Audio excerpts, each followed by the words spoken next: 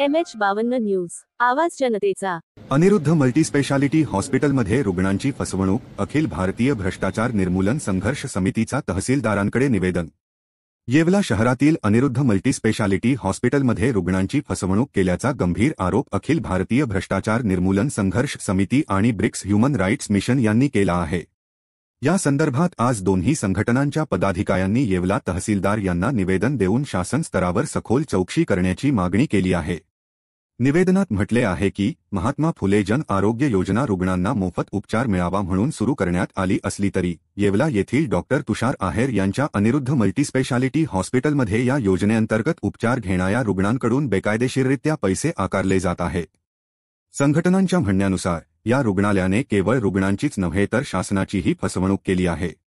इतकेच नव्हे तर या प्रकरणी येवला न्यायालयाने डॉक्टरांविरुद्ध भादवी कलम 420 अंतर्गत फसवणुकीचा गुन्हा दाखल करण्याचे आदेश पोलिसांना दिले आहे, मात्र अद्याप कोणतीही ठोस कारवाई झालेली नाही।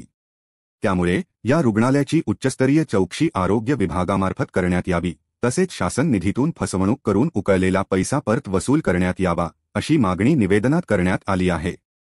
संघटनांनी इशारा दिला आहे की जर प्रशासनाने तातडीने चौकशी व कारवाई केली नाही तर राज्यव्यापी तीव्र आंदोलन छेडण्यात येईल असा इशारा देण्यात आला आहे।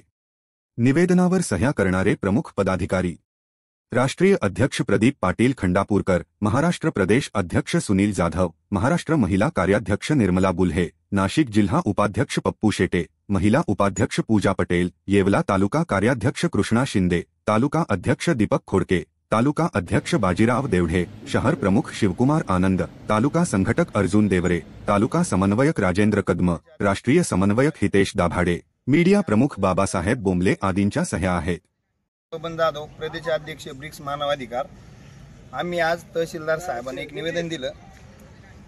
डॉक्टर तुषार आहेर यांचं येवल्यात अनिरुद्ध मल्टी स्पेशलिस्ट हॉस्पिटल आहे। या हॉस्पिटलमध्ये महात्मा फुले जन आरोग्य योजनेतून रुग्णांचा उपचार केला जातो, परंतु अशा खूप लोकांनी आमच्याकडे तक्रारी केल्या का त्या योजनेचा पण लाभ घेतला जातो आणि रुग्णांकडून वैयक्तिक पैसे पण घेतले जातात। असे भरपूर रुग्णांनी आमच्याकडे तक्रार केलेली आहे। तरी संबंधित तहसीलदार साहेबांना आम्ही आज निवेदन दिलेलं आहे। जर ह्या घोटाळ्याचा आणि ह्या परिस्थितीचा तहसीलदार साहेबांनी व्यवस्थित जर यांच्यावर व्यवस्थित जर नियोजन नाही केलं तरी आम्ही अखिल भारतीय भ्रष्टाचार निर्मूलन समिती ब्रिक्स ह्युमन राईट मिशन प्रदेशाध्यक्ष प्रदीप पाटील खंडापूरकर यांच्या नेतृत्वाखाली आम्ही दिवाळीनंतर राज्यव्यापी आंदोलन करणार आहोत, याची नोंद घ्यावी। वंदे मातरम।